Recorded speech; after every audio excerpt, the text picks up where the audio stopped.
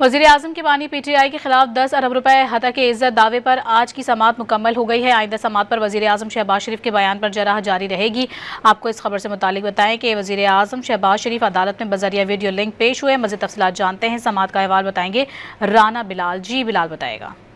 जी देखें, वज़ीर-ए-आज़म शहबाज शरीफ के बानी PTI के खिलाफ 10 अरब रुपए हर्जाने के जो हतक इज़्ज़त का दावा है, उस पर आज की जो समाअत है वो मुकम्मल हो गई है और अदालत ने आइंदा समाअत पर दोबारा शहबाज शरीफ को वीडियो लिंक के जरिए पेश होने के अहकाम दिए हैं और कार्रवाई 16 सितंबर तक मुलतवी कर दी है।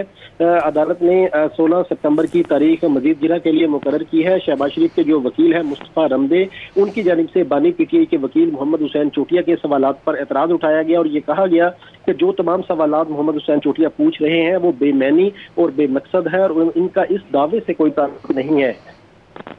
बहुत शुक्रिया आपका बिलाल, तफसीली तौर पर आगाह करने के लिए।